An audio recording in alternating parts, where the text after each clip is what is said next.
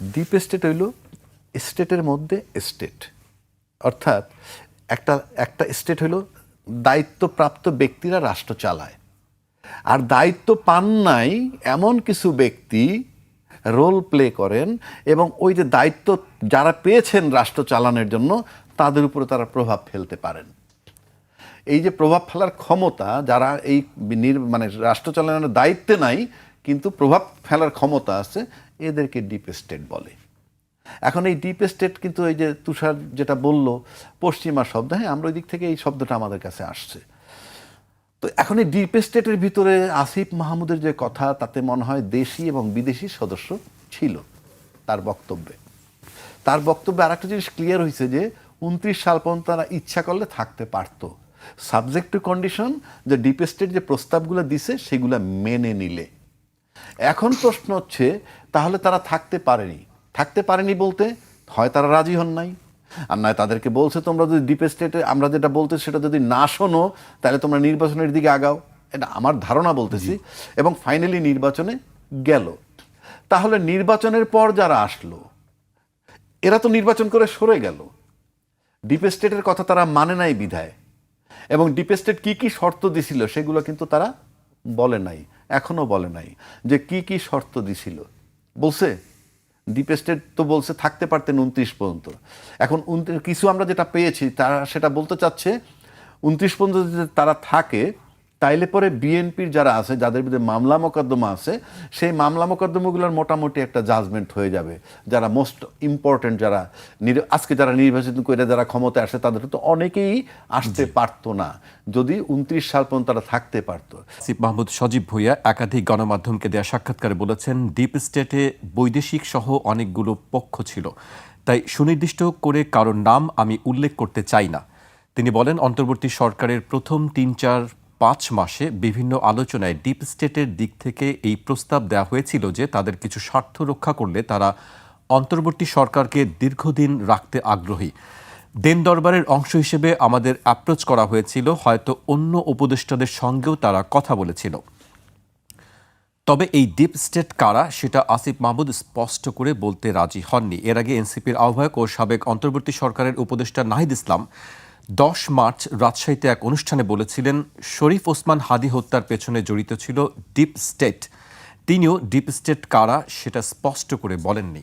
আসিফ মাহমুদ সজীব ভুঁইয়া বলেছেন deep state তাদের সঙ্গে কথা বলেছিল, তার মানে ওনারা জানেন শরীফ ওসমান হাদীর হত্যাকারী কে, কিন্তু ওনারা সেটা বলছেন না। যেখানে এনসিপির সভাপতি বলেছেন যে ডিপ স্টেট শরীফ ওসমান হাদীর হত্যার সাথে জড়িত, আর যেখানে আসিফ মাহমুদ সজীব ভুঁইয়া একজন উপদেষ্টা প্রাক্তন, উনি বলছেন ডিপ স্টেটকে তিনি চোখে দেখেছেন, কথা বলেছে, তাহলে তারা শরীফ ওসমান হাদীর হত্যাকারী কে এটা জানেন, জড়িত কে, এখনো নাম বলছেন না। আমার কাছে এটা আমি দুঃখ পেয়েছি, দুজনের বক্তব্য আমি খুবই দুঃখ পেয়েছি, কেননা তারাই তো শরীফ ওসমান হাদীর হত্যার বিচার সবচেয়ে বেশি জোরালো কণ্ঠে তারাই চেয়েছেন এবং তাদের সাথে সাথে আমরাও কণ্ঠ মিলিয়েছি এবং আন্দোলনও করেছেন তারা, এমনকি একটা আলটিমেটামও দিয়েছিলেন ইনকিলাব মঞ্চ ইলেকশনের আগে। তাহলে তারা জানা সত্ত্বেও ডিপ স্টেট জড়িত জানা সত্ত্বেও তারা চুপ করে থেকে আন্দোলন করছিলেন, নামটা বলছিলেন না। এই আন্দোলনের মধ্যে কোথাও তো বলেন নাই কে জড়িত কারা জড়িত। আমরা ধরে নিয়েছি যে তারা এটা কথার কথা বলছিলেন তখন, কিন্তু এখন তো তারা বলছেন ডিপ স্টেটের সাথে তাদের কথা হয়েছে এবং সেটা আরো আগে অ্যাপ্রোচ করেছিল, তাদেরকে অ্যাপ্রোচ করা হয়েছিল। এইবার আসেন ডিপ স্টেটের ঘটনাটা। ডিপ স্টেট সরকারের গভীরে বা রাষ্ট্রের গভীরে লুকিয়ে থাকা কোনো শক্তি বা প্রতিষ্ঠান বা ব্যক্তি বা ব্যক্তিবর্গ, এমন কোনো একটি সংঘ যারা রাষ্ট্রের নিয়মকানুনকে প্রভাবিত করে, নিজেদের ইচ্ছা মতো রাষ্ট্রকে দেশে এবং দেশের বাইরের পৃথিবীর যে কোনো দেশে তারা থাকতে পারেন। এই ডিপ স্টেট শব্দটা তো এখান থেকে আবিষ্কৃত না, এটা তো পশ্চিমা শব্দ এবং আমেরিকাতে এই শব্দটা প্রচলিত, পৃথিবীর ভিন্ন ভিন্ন দেশে এই শব্দটা প্রচলিত। বিশেষ করে শক্তিশালী দেশগুলিতে ডিপ স্টেট নামক একটি অদৃশ্য শক্তির কথা লোকে বলে। এখন আমাদের দেশেও যদি এটা থেকে থাকে, অথবা এটাও তারা বলেছেন, আমি যেটা পড়েছি যে এখানে বিদেশিও ছিল, ওনারা না আধিপত্যবাদের বিরুদ্ধে, ওনারা না বলেছেন বিদেশি আধিপত্যবাদ সহ্য করা হবে না, পিন্ডি না, দিল্লি না, তাই না, সব না। তাহলে এই বিদেশিরা কোথাকার ছিল? এরা কারা যারা তাদেরকে গিয়ে বলেছে যে আপনারা থাকেন, আপনাদেরকে রাখবো? কাউকে রাখা না রাখা এটা তো জনগণের বিষয় হওয়ার কথা। তারা তো সবসময় বলেছেন যে জনগণের অভিপ্রায়ে তারা সবকিছু করছেন, জনগণই সবচেয়ে বড়, জনগণের অভিপ্রায় ইউনূস সাহেবের সরকার হচ্ছে জনগণের অভিপ্রায়ে বলেছেন, কিন্তু তাদের প্রেস সচিব কথায় কথায় বলতেন তারা ম্যান্ডেট পেয়েছেন। এই ম্যান্ডেট তাহলে তাদেরকে কে দিয়েছিল, জনগণ নাকি এই ডিপ স্টেট? কারণ জনগণের কাছ থেকে ম্যান্ডেট পাওয়ার লোক ডিপ স্টেটের সাথে কথা বলবে কেন? তারা তো জানে জনগণ তাদের সাথে আছে। আর ডিপ স্টেট কোন জনগণকে রিপ্রেজেন্ট করে যে তারা এই সরকারকে থাকবে নাকি থাকবে না এই প্রস্তাবাদি দেয়? আবার একটা মজার ব্যাপার দেখেন, বুঝলাম তার আমাদের জনগণকে এই ধরনের রিপ্রেজেন্ট করে, কিন্তু কোনো বিদেশি শক্তি, উনি বলেছেন সেখানে আসিফ যে বিদেশিও ছিল, বিদেশি তো আর আমাকে রিপ্রেজেন্ট করতে পারে না। আর উপদেষ্টা হয়ে একটা বিদেশি শক্তির সাথে এই কথা বলা যে আপনি কতদিন ক্ষমতায় থাকবেন অথবা থাকবেন না, তারা পুরনো যে তারা রাজনীতি, বলছেন, কিন্তু সেটি পরিষ্কার করে বলা উচিত। পুরনো রাজনীতির যে মানে একটা চেহারা, পুরনো রাজনৈতিক নেতৃবৃন্দের যে এক ধরনের প্রতারণামূলক বক্তব্য, পুরনো রাজনৈতিক নেতৃবৃন্দের যে দেশি বিদেশি শক্তির সঙ্গে হাত মিলানো, এগুলোই তো তাদের অভিযোগ ছিল না নতুন বন্দোবস্তে। কিন্তু আমরা দেখলাম তাদের নতুন বন্দোবস্ততেও নতুন বিদেশি, নতুন ডিপ স্টেট, নতুন লোকজন, কিন্তু সেই পুরনো কাহিনী। আমরা একটা ছোটবেলায় একটা বিজ্ঞাপন দেখতাম, তো সেই বিজ্ঞাপনে একটা নারকেল তেল, তো নারকেল তেলে ওই বিজ্ঞাপনের মধ্যে একজন বয়স্ক লোক এসে বলে, মা ও মেয়ের এত চুল, এমন পরিবারই তো খুঁজছিলাম। তো এখন তো অবস্থা ওই রকম, সকল সরকারের এত ডিপ স্টেট, এমন সরকারই তো খুঁজছিলাম। ব্যাপারটা এরকম হয়ে গেল না? ওনাদের তো নতুন কাহিনী করার কথা ছিল, ওনাদের সময় তো কোনো কিছু ডিপ থাকার কথা ছিল না। তার মানে ওনারা আমাদের কাছে যে প্রতিশ্রুতি দিয়েছিলেন সেটা ভঙ্গ করেছেন, এবং আমাদের সঙ্গে এক ধরনের, শব্দটা শুনতে খারাপ লাগবে কিন্তু আমরা প্রতারিত অনুভব করছি। কারণ আমরা ভেবেছিলাম, আমাদের একটা গান আছে আয়ুব বাচ্চুর বাংলাদেশ নামে, সেখানে একটা লাইন আছে, তুমি বুড়ো খোকাদের ইচ্ছে মতো ভুলের ইতিহাস। তা আমরা তো ভেবেছিলাম বুড়ো খোকাদের এই ভুলের ইতিহাসটা এবার শুদ্ধ করবেন তারা নতুন বন্দোবস্তের ভিতর দিয়ে। তারা বলেছেন না নতুন বন্দোবস্ত, আমরা তো দেখলাম তুমি ছোট খোকাদের ইচ্ছে মতো ভুলের ইতিহাস। তাহলে বুড়ো খোকার সাথে ছোট খোকার কি মিল? একই তো মিল। আমার আর কিছু বলার না, আমি হতাশ, আমি বিব্রত, আমি নিন্দা প্রকাশ করছি, আমি প্রতিবাদ করছি, আমি জনগণ হিসেবে অসহায়ত্ব বোধ করছি, এবং আমি জনগণ হিসেবে সেই পুরনো জায়গাতে ফিরে গিয়েছি যখন আমাদের আসলে কোনো মূল্য নাই, মূল্য হচ্ছে ডিপ স্টেটের। তাহলে যে ডিপ স্টেটের প্রস্তাবটা কি এরকম ছিল যে বিএনপিকে মাইনাস করা হোক? মানে আমরা তো পরিষ্কার না বিষয়টা, না যেহেতু বলা বিস্তারিত তো জানা যায়নি। যতটুকু জানা গেছে, হ্যাঁ বিএনপির মামলা ছিল, সেই মামলাগুলোর যাতে রায় হয়ে যায়, যায়। তা রায় হয়ে গেলে তো আপনি দণ্ডপ্রাপ্ত হবেন, এবং 2 বছরের অধিক দণ্ডপ্রাপ্ত হইলে তো সেই লোকটা নির্বাচনে কন্টেস্ট করতে পারে না। তাহলে ডিপ স্টেটের রোলটা কি ছিল? ডিপ স্টেট কি এইটাই চাইছিল? তাহলে তারা ব্যর্থ হয়েছে। তা এখন সেইটা তারা এখন নির্বাচনের পরে এখন এই যে কথাটা বললো ডিপ স্টেট, কিন্তু ডিপ স্টেটটা কারা, কি এটা অদৃশ্য একটি বিষয়, সে তো বলে না, কি বলেনি, কিন্তু কেউই বলছে না, কেউই বলছে না। কিন্তু সেই ক্ষেত্রে আমি মনে করি রাষ্ট্রের গ্রেটার ইন্টারেস্টের জন্য, রাষ্ট্রের বৃহত্তর স্বার্থে, যেটা তুষার ভাই বলেছে, আমি একমত যে অন্তত আসিফ মাহমুদের এই জিনিসগুলো ক্লিয়ার করা উচিত, এবং সরকার যদি সেখানে গুরুত্ব না দেয় তাইলে সেটাও কিন্তু আমরা ভিন্নভাবে ভাববো যে একটা রাষ্ট্রে ডিপ স্টেট কাজ করছে এবং তাদেরকে 29 সাল পর্যন্ত থাকতে দিয়েছিল, যেখানে বিএনপির বিরুদ্ধে মামলাগুলো কার্যকর করে তাদেরকে দণ্ড দিয়ে তাদেরকে নির্বাচনের অযোগ্য করার একটা ইনডাইরেক্ট বাতাস সে দিছে। সেক্ষেত্রে আমার কাছে মনে হয় সরকারের গুরুত্ব দেওয়া উচিত। আর যদি না দেয়, গুরুত্ব যদি না দেন, তাইলে সেটা কেমন হবে, সেটা আর একটা আসপেক্ট আমি ধরবো। কারণ আপনি কি নির্বাচনের মাধ্যমে ক্ষমতা আসার পর ক্ষমতায় আসতে পেরেই কি আপনি ভুলে যাবেন? তার মানে কি আমরা কি খালি ক্ষমতার পালাবদল, যে যখন ক্ষমতায় থাকবো আমি ক্ষমতায় আসার পর অতীত ভুলে যাব কিংবা কোনো অ্যাকশনে যাব না? এটা তো ঠিক না। ডিপ স্টেট যদি আজকে আসিফ মাহমুদের বেলায় থেকে থাকে, আর একটা সরকারের বেলায় যে থাকবে না, তারই কি গ্যারান্টি আছে? সুতরাং আমার কাছে মনে হয় আসিফ মাহমুদ সাহেব বলছেন না, ভালো কথা, কিন্তু সরকারের তো দায়িত্ব আছে তার কাছ থেকে এই জিনিসগুলা উদ্ধার করার। অ্যাটলিস্ট আমি যে ডিপ স্টেট বলতে কারা ছিল, এখন সেটা যদি সরকার করতে না পারে, তাহলে একটা ধোঁয়াশা ব্যাপার থাকলো, এবং আমরা এই ধোঁয়াশার মধ্যে থাকবো কেন? সবাই কথা বলে পার পেয়ে যাবে। আপনি যেমন ধরেন, আমরা নির্বাচনের কি শুনছি, যে ছাত্ররা নিয়োগ দিছিল ইউনূস সাহেবকে, এবং নির্বাচনে মানে ছাত্রদের পক্ষে ইউনূস সাহেব প্রভাব বিস্তার করতে পারেন, এমন কথা ছিল। কিন্তু আমি যদি এইটা দেখি যে আজকে যদি তর্কের খাতিরে বলি, আজকে যদি এনসিপি সরকার গঠন করত ফর এক্সাম্পল, আর সেই এনসিপির ভিতরে যদি মনে করেন মাহফুজ আলম কিংবা আসিফ মাহমুদরা আবার মন্ত্রী হিসেবে জায়গা নিত নির্বাচন না করে, তাহলে আমরা কি বলতাম যে ইউনূস সাহেব যেটা বলছে সেটা জাস্টিফাইড, ছাত্রদের পক্ষে কাজ করেছে। কিন্তু আমি উল্টো দিকটায় যদি আসি, আপনি খলিলুর রহমান, যাকে নাকি বিএনপি চরমভাবে বলা হয়েছিল তাকে পদত্যাগ করতে হবে, কিন্তু আজকে তো তিনি মন্ত্রী। আপনি যত কথাই বলেন এই প্রশ্ন তো আসবে রে ভাই, আসবে না যে আজকে উনি তো মন্ত্রী। আবার এই অন্তর্বর্তীকালীন সরকার যাকে দিছিলেন অ্যাটর্নি জেনারেল বানাইছিলেন, উনি আজকে আইন ও বিচার মন্ত্রী। একটা জিনিস মার্ক করার আছে এখানে, আপনি একই ফুটেজের আসামি ছিল 4, 5, 7 জন 10 জন যাই থাকুক না কেন, তার ভিতর থেকে কিন্তু মৃত্যুদণ্ড এক্সিকিউট করা হয়েছে। মতিউর রহমান নিজামী, তারপরে মুজাহিদ সাহেব, তারপরে কাদের মোল্লা, তারপরে দেলোয়ার হোসেন সাইদ সব মারা গেছেন। আচ্ছা, কার্যকর করা হয়েছে তো। সেম ফুটিং এর আসামি কিন্তু এটিএম আজহারুল, ওনার কিন্তু রিভিউ পিটিশনের মাধ্যমে উনি খালাস পেলেন। তাহলে আপনি তখন যিনি অ্যাটর্নি জেনারেল ছিলেন, যদি বলি সেই অ্যাটর্নি জেনারেল আজকে যারা সরকার তার পক্ষের, বললে সবাই উড়িয়ে দিবেন আমাকে যে না ওটা অন্তর্বর্তীকালীন সরকারের। কিন্তু উনি যেহেতু অ্যাটর্নি জেনারেল পদ থেকে রিজাইন করার পর আজকে যারা সরকার গঠন করছে তাদের নমিনেশন নিয়ে যখন এমপি হয়েছেন এবং আইসা আইন ও বিচার মন্ত্রী হইলেন, তাহলে উনি তাদের লোক নর্মাল করছে তো, তাই আমি বলবো, কারণ তাকে তো নমিনেশন দিচ্ছেন। তখন কিন্তু এটিএম আজহারুল হক সাহেব খালাস পেয়েছেন। তার খালাস পাওয়া আর দণ্ড হওয়া এটা নিয়ে আমি কোনো বিতর্ক করব না, কারণ এটা কোর্টের ভার্ডিক্ট। কিন্তু প্রশ্ন হচ্ছে, আমরা তো নর্মাল করে সেম ফুটিংয়ের আসামি, কিছু এক্সিকিউট হয়ে গেল আর কিছু হইল না, হইলেন না। এ সময় কিন্তু আজকে যারা সরকার তাদের লোকই ছিল অ্যাটর্নি জেনারেল, বলবেন ওই যে বললাম অন্তর্বর্তীকালীন সরকারের না। সুতরাং আপনি যদি ওইভাবে ডিপ স্টেটের চিন্তা করেন, একটু বড় পরিসরে যদি আমি বলি, আপনি লক্ষ্য করে দেখেন তো, মতিউর রহমান নিজামী সাহেবের ছেলে এমপি হয়েছে না?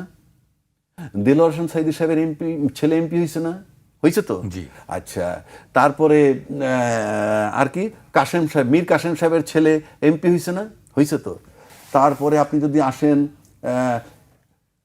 হাম্মাম, মানে সালাউদ্দিন কাদের এমপি, আচ্ছা সে বিএনপি ঘরানার বুঝলাম, কিন্তু বাকি যারা হয়েছে তারা কিন্তু প্রত্যেকের পিতা মৃত্যুদণ্ড প্রাপ্ত, এবং যেই মৃত্যুদণ্ডগুলো নিয়ে অনেক রকমের কথাবার্তা আছে। তো তারা কি এত পপুলার যে পাশ করে আসলো? তাহলে ওই যে রেজওয়ানা বলছিল যে মেইন স্ট্রিমে আমরা উগ্রবাদীদেরকে আসতে দেইনি, তাহলে এই যে যারা আসছে এত পপুলার, এত ভোট পাইছে, নাকি তাদেরকে আনা হয়েছে? এটা তো ডিপ স্টেটের রোল। তাহলে তাদেরকে আনার মানে কি? তাদেরকে আনার মানে কি পেইন লাঘব করা? অর্থাৎ এদের পিতাদেরকে হারানোর পর এটাকে কি আমরা করছি, ব্যালেন্স করছি যে ভুলে যাও অতীত, কষ্ট ভুলে যাও। কারা করছে এগুলো আপনার? সেটা তো সেকেন্ডারি। আপনি যদি এখন রেজওয়ান আপনি বলছেন যে উগ্রবাদী যাতে আসতে না পারে, আর উগ্রবাদী যদি আসতে না পারে বলতেছে, আবার মতিউর রহমান নিজামীর ছেলে পাশ করে আসলো, দেলোয়ার হোসেন সাইদের ছেলে পাশ করে আসলো, যাদের কথা বললাম যে পাশ করে আসলো, এরা কি সত্যি পপুলার জনগণ ভোট দিছে? যেহেতু ওই শব্দটা আসছে, পাশাপাশি গণভোটের নিয়ে আপনাকে 2টা গেজেট হয়েছে আপনি জানেন। প্রথম গেজেট হলো 13 তারিখ। সুতরাং এটা কি নির্বাচনটা কি ইঞ্জিনিয়ারিং, এই যে ডিপ স্টেট যেটা আসিফ মাহমুদ বলল, আজকে যে কোনোভাবেই হোক এটাকে ব্যালেন্স করা একটা নির্বাচন কিনা। আপনি দেখেন সবাই কিন্তু মোটামুটি সাইলেন্ট হয়ে গেছে। আমরা চাই না সাইলেন্ট হলে ভালো, পার্লামেন্টের লড়াই করলে ভালো, কিন্তু আলটিমেটলি বিষয়টা দাঁড়াইলো কি? এদিকে আবার বলা হচ্ছে যে শফিকুর রহমান সাহেবকে পাশ করানো হয়েছে, নাহিদ ইসলামকে পাশ করানো হয়েছে, তাহলে সবাইকে এইটা পাশ করানো হলো। গণভোটে বলছে না ভোট বেশি পড়ছে, হাতে পাশ, সব জায়গায় ইঞ্জিনিয়ারিং। শুধুমাত্র যে 2/3 মেজরিটি বিএনপি পাইছে, এইটাই কি শুধু এই অংশটা কি পরিশুদ্ধ? অনেক প্রশ্ন আসে। সুতরাং এই ডিপ স্টেটের যে বিষয়টা, সেই ডিপ স্টেটের বিষয়ে এই রেজওয়ানা সাহেব ইনভলভ ধরতে পারেন, আপনি খলিলুর রহমান সাহেব, আপনি আসিফ মাহমুদ, যাদেরকে বলেন, আলটিমেটলি তো তারাই পুরা চাবিকাঠি নাড়াইছে। সুতরাং রাষ্ট্রের বৃহত্তর স্বার্থে এটা নিয়ে একটা চিন্তা ভাবনা করে, গবেষণা করে একটা সিদ্ধান্ত নেওয়া দরকার, অ্যাকশন নেওয়া দরকার, যাতে ভবিষ্যতে এরকম আর না। এটা রাষ্ট্রে ভাই, আমরা কি সবাই ভিকটিম হব? শুধু এরকম এই সব কিছু করে একটা সরকার চলে গেল, আর একটা সরকার বসে গেল, কত ত্রুটি বিচ্যুতি, ডিপ স্টেট 29 সাল পর্যন্ত থাকতে পারতেন, থাকতে পারলেন না কেন, মানলেন না তাই থাকতে পারলেন না, কি মানলেন না সেটা বলেন না, এগুলো পরিষ্কার করা দরকার জনগণকে। ভাই আর ঠকায়েন না। এই বিবৃতি যেটা এসেছে এবং তার আগে কিছু মন্তব্য, এইটুকু কিন্তু আমাদের জ্ঞান এই ডিপ স্টেট সম্পর্কে। আমরা তো আর তাদের সাথে কথা বলিনি, আমরা জানিও না তারা কারা। ফেসবুকে বা বিভিন্ন জায়গায় অনেক নাম ধাম আসে, এগুলি কতটুকু বিশ্বাসযোগ্য সেটা আমরা জানি না, কিন্তু আসল তথ্য তো আসিফ মাহমুদ জানেন, কারণ তারা তো এটা শুনেছেন। এখন প্রশ্ন হচ্ছে ক্ষমতায় কাকে থাকতে বলা হয়েছিল 2029 সাল পর্যন্ত? তাহলে এই পুরো উপদেষ্টা পরিষদটা ডক্টর ইউনূস সহ, তাহলে ওনারা কি ডিপ স্টেটের সঙ্গে কথা বলেছেন? ডক্টর ইউনূসও বলেছেন, ওনাকে তো তাহলে জিজ্ঞেস করা উচিত। রিজওয়ানা হাসানের নাম উনি বললেন, বা ধরেন আসিফ নজরুল ভাই আছেন, তারাও কি ডিপ স্টেটের সঙ্গে কথা বলেছেন? নাকি সরকারের মধ্যেই ডিপ স্টেটের লোক ছিল, তারা আলাদা এরা আলাদা? মানে দেখেন কত ধরনের প্রশ্ন। কিন্তু একটা জিনিস দেখেন, একটা কথা বলা হয়েছে যে ডিপ স্টেট নাকি বলেছিল যে বিএনপির অনেকের নামে তো মামলা আছে, তাহলে সেই মামলায় সাজা হয়ে যাবে, হয়ে গেলে তার নির্বাচন করতে পারছে না, তাহলে 2029 পর্যন্ত থাকো। তাই না? আমরা জানবো যে কে ডিপ স্টেট, আমরা তার কাছে গিয়ে ধর্ণা দিব, তারপরে তারা ডিসাইড করে দেবেন রায় কি হবে, তারপরে হবে। ব্যাপারটা কি এরকম? আমার তো মনে হয় যে ডিপ স্টেট কি এইটা সুমতো বলে না, কোর্ট শতপ্রবৃত্ত হয়ে জানতে চায় ডিপ স্টেটের সাথে তারা কথা বলেছেন। তাহলে তারা ডিপ স্টেটকে চিনেন, তারা কি এখন কথা বলা বন্ধ রেখেছেন? আমাদেরকে কি ওনারা নিশ্চিন্ত করতে পারবেন যে তারা এখনো কথা বলছেন না? আচ্ছা, তারপর একটা প্রশ্ন আছে, ডিপ স্টেট তাদের কথায় রাজি হলো না, তাহলে যারা ক্ষমতা এসেছে তারা রাজি হয়েছে? উনি কি সেটাই বলতে চাচ্ছেন? তো তাদেরকে তো ডিপ স্টেট আসতেই দিতে চায় নাই।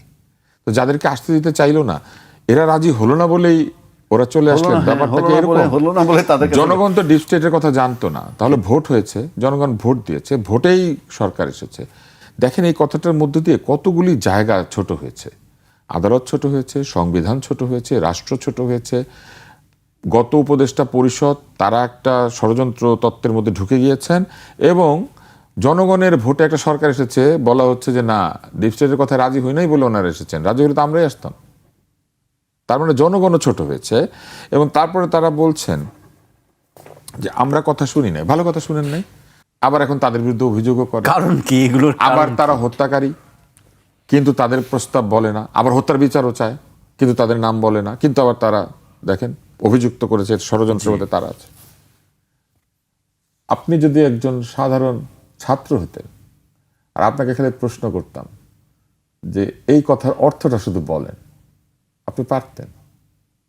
পারতেন না, আমিও পারতাম না, রাজ্জাক এভাবে পারতো না। এটা ওনারাই শুধু পারবেন, কারণ ওনারা তো অটো পাস, ওনারা অটো পাস অ্যালাউ করেছেন এই দেশে, পরীক্ষা ছাড়া পাস করে দেয়।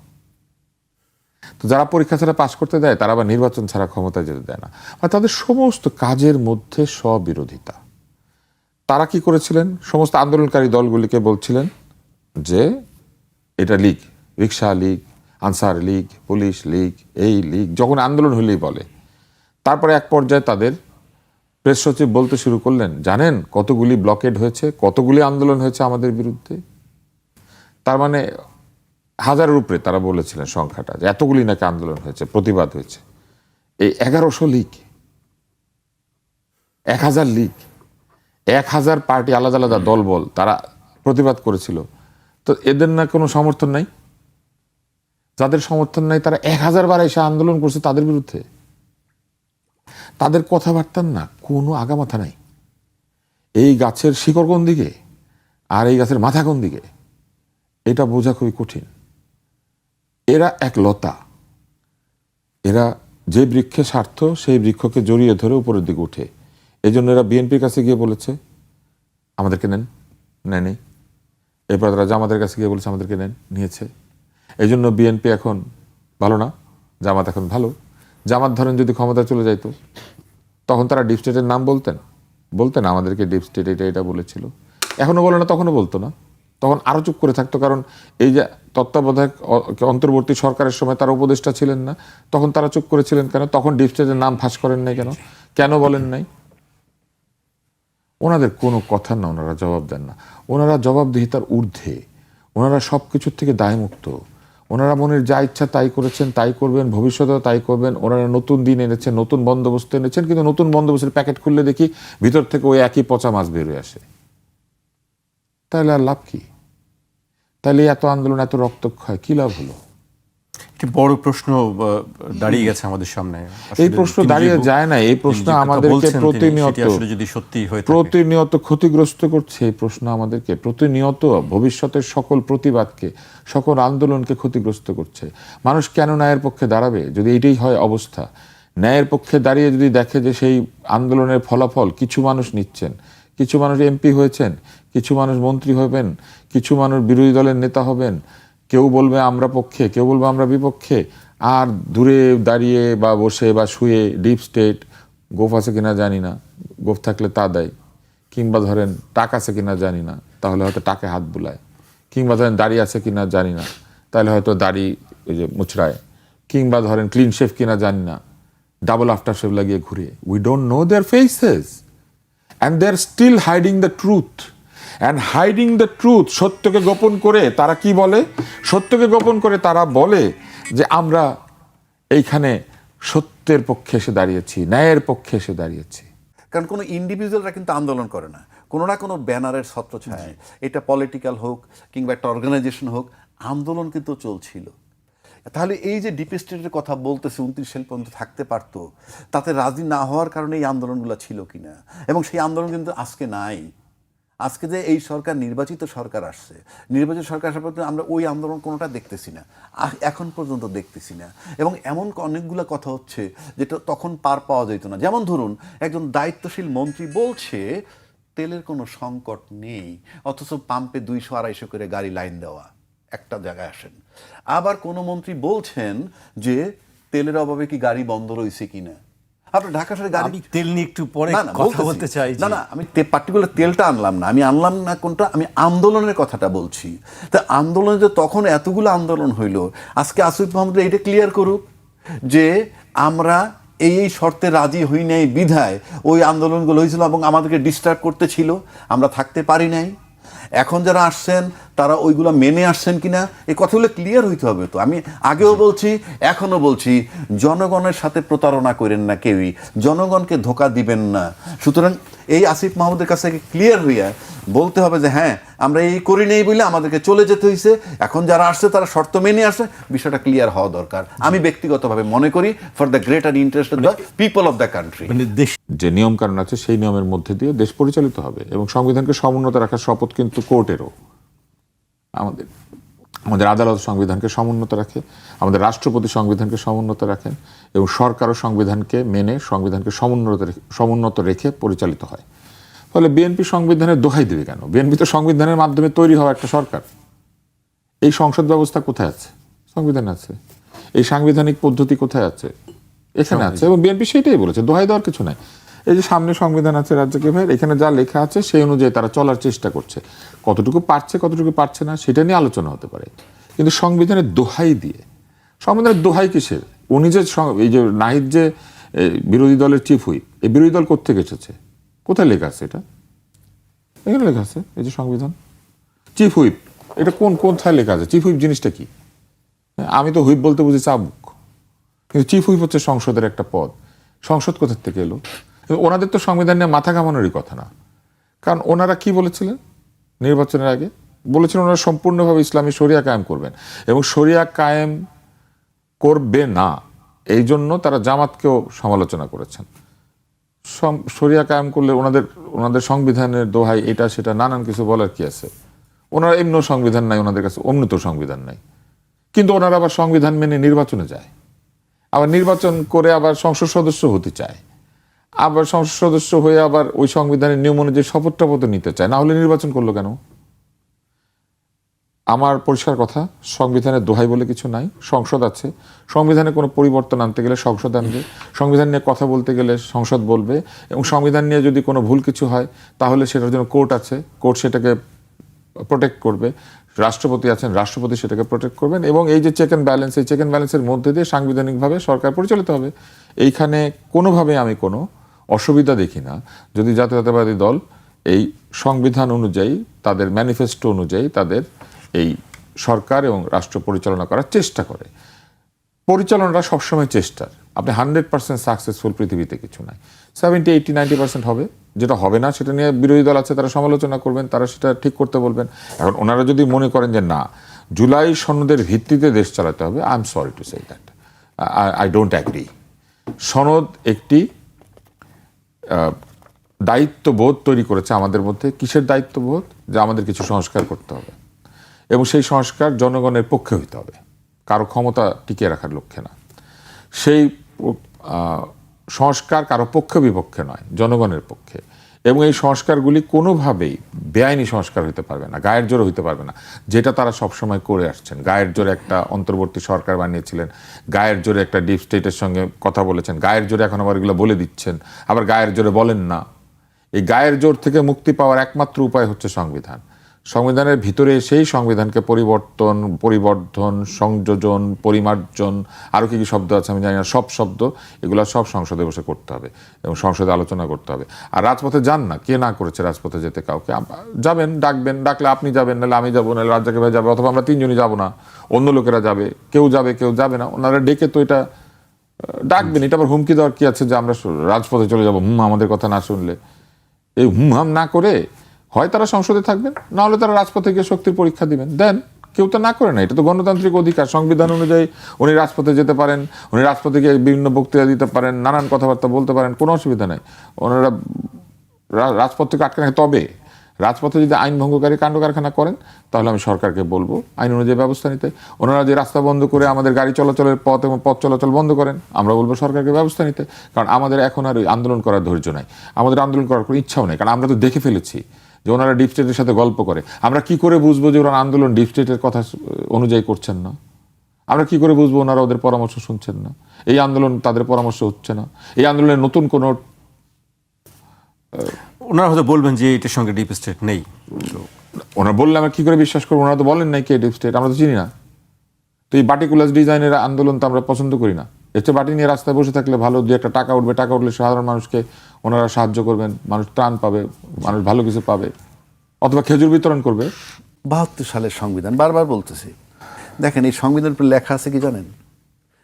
গণপ্রজাতন্ত্রী বাংলাদেশ সংবিধান। এখানে লেখা নাই যে সংবিধান 1972। এটা 72 সালে ফরমেশন হয়েছে, ফর এক্সাম্পল।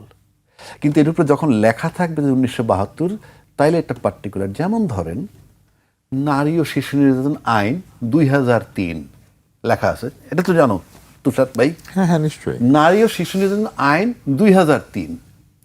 এরপর যখন এটা 2007-এ অ্যামেন্ডমেন্ট হয়, 2011-তে অ্যামেন্ডমেন্ট হয়, অ্যামেন্ডমেন্ট হইতে পারে, কিন্তু নাম থাকে নারী ও শিশু 2003, সংশোধিত 2016। এখন এই 16 সালে যে সংশোধন হয়েছে, 72 লেখা থাকলে লিখতো বাংলাদেশ গণতন্ত্রের বাংলাদেশ সংবিধান 1972 সংশোধিত 2016।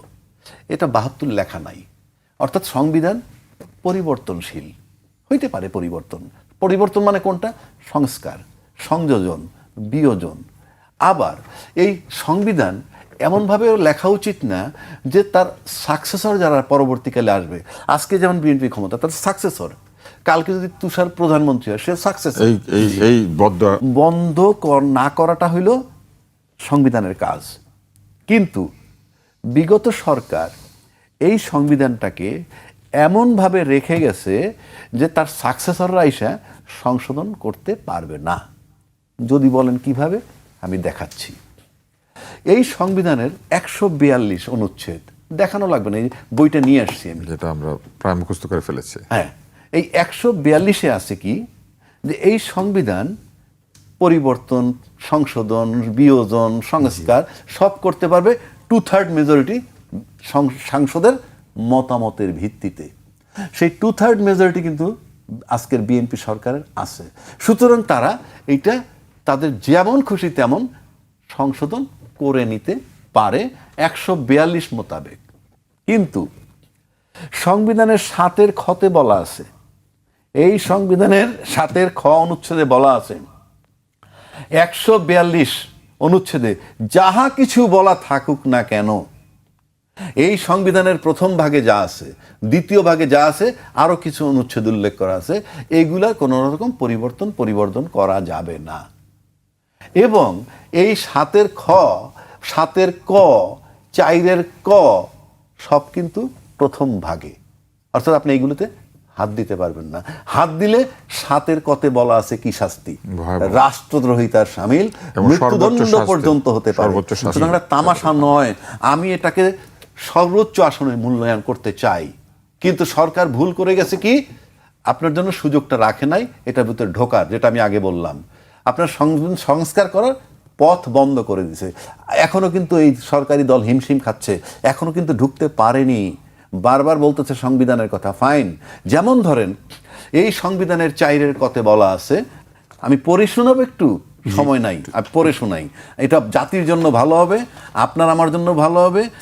আর তুষার তো একটা আচ্ছা, expert ভালো লোক। ক্লাস হচ্ছে। হ্যাঁ, তুষারের জন্য খুবই ভালো হবে। অফিস, স্বায়ত্তশাসিত প্রতিষ্ঠান, সংবিধিবদ্ধ সরকারি কর্তৃপক্ষের প্রধান ও শাখা কার্যালয়, সরকারি ও বেসরকারি শিক্ষা প্রতিষ্ঠান, বিদেশে অবস্থিত বাংলাদেশের দূতাবাস ও মিশনসমূহ সংরক্ষণ ও প্রদর্শন করতে হবে। বঙ্গবন্ধুর ছবিটা, আমি বঙ্গবন্ধুর মানি না মানি আমার কিচ্ছু আসে যায় না, আমি তো সংবিধান মানি। এই সংবিধান বলতেছে ওই ছবিটা থাকতে হবে। আজকে তো কোনো ছাত্ররা ক্ষমতায় নাই, আজকে তো যেই ছাত্রের ভয় অস্থির ছিলাম আমরা, তারা তো নাই। কিন্তু রাষ্ট্রপতির বঙ্গভবনে এই ছবিটা ঝুলতেছে না কেন? বিদেশি দূতাবাস থেকে নাকি ইউনূস সরকার নামাই দিছিল, এখন ঝুলতেছে না কেন? 4-এর ক। প্রতি মুহূর্তে আপনি সংবিধান ভায়োলেট করতেছেন। আরো জাতির জ্ঞাতার্থে বলতেছেন, বঙ্গভবন থেকেও নামিয়ে দিয়েছে। প্রশ্ন আসে, কালকে যদি এই সংবিধান আপনি সংস্কার করতে পারেন, কইরে যদি এই 4-এর ক বাদ দেন, ভালো কথা। কিন্তু যতক্ষণ বাদ দিতে পারতেছেন না, অতক্ষণ ভায়োলেশন অফ কনস্টিটিউশন হচ্ছে। এবং আপনি এটার এই ক্রিমিনাল অফেন্স কিন্তু হচ্ছে, এটার অ্যাকশন কিন্তু কখনো যাবে না। এই আইনটি, এই সংবিধানটা পুরো যদি বাতিলও হয়ে যায়, নতুন সংবিধান আসে, তাতেও এই সংবিধান যতক্ষণ ছিল ততক্ষণ যে আপনি মানেন নাই সেটার বিচার হবে। নাম্বার 1। নাম্বার 2-তে আসেন, আপনি রাষ্ট্রপতিকে নাকি যা সাজায় দেয় তাই বলবে। কেন? রাষ্ট্রপতির কি সেন্স নাই? উনি রাষ্ট্রপতি, হি রিপ্রেজেন্ট বাংলাদেশের নাম্বার 1 ব্যক্তি। আপনাকে লিখে দিলেই পড়বেন কেন? He could have resign. না, আমার আদর্শ বঙ্গবন্ধু, উনি বলছেন এই সংবিধান রক্ষার জন্য আমি জীবন দিতে পারি। কোথায় জীবন দিচ্ছেন? উনি পবিত্র পার্লামেন্টে গিয়া উনি মিথ্যাচার করেছেন। হ্যাঁ, বলবেন সরকার লিখে দিছে, আমি পড়বো কেন? আমার দরকারটা কি? এইখানে সংবিধানে উনি গিয়ে পার্লামেন্টে বলছেন জাতি মুক্তিযুদ্ধের ঘোষক জিয়াউর রহমান, আমি মানি জিয়াউর রহমানকে। ফর এক্সাম্পল, আমি শেখ মুজিবকে ঘোষক মানলাম না, স্বাধীনতার ঘোষক আমি মানলাম না, আমি জিয়াউর রহমানকে মানবো। কিন্তু আপনার জায়গাটা তো বদল করে নেবেন। এই কাগজে লেখা আছে একটা, পড়বেন আর একটা, এটা কি হবে? আপনি কাগজে লেখা একটা, পড়তেছেন আর একটা। এখানে আমি পড়ে শোনাই। সংবিধানের 6ষ্ঠ তফসিল 150(2) অনুচ্ছেদ মোতাবেক, এটা জাতির জানা দরকার আমি মনে করি। 1971 সালের 25শে মার্চ মধ্যরাত থেকে অর্থাৎ 26 মার্চ প্রথম প্রহরে জাতির পিতা বঙ্গবন্ধু শেখ মুজিবুর রহমান কর্তৃক প্রদত্ত স্বাধীনতার ঘোষণা। এবং এই যে ঘোষণাপত্র, এখানে তার ঘোষণাটা পরিষ্কার বলা আছে যে বঙ্গবন্ধু শেখ মুজিবুর রহমান স্বাধীনতার ঘোষক। আপনি যদি বলতে চান এটা মিথ্যা, ভালো কথা। যতক্ষণ মধ্যে চেঞ্জ না হয়, যতক্ষণ মধ্যে এই ডকুমেন্টে লেখা থাকবে, ততক্ষণ মতো আপনাকে মানতে হবে। আপনি অফেন্স করতেছেন ফুল টাইম। সুতরাং আমরা যে সংবিধানের কথা বলতেছি, এখন আসেন এই সংবিধানের 123-এ বলা আছে, এই সংবিধানের 123 অনুচ্ছেদে যে সংসদ ভেঙে যাওয়ার পর 90 দিনের মধ্যে নির্বাচন দেবেন। এই সংবিধানে 123 অনুচ্ছেদে 586 দিন পর যখন নির্বাচন করা হইল, কোন সংবিধানে? বলতে হবে তোমাকে।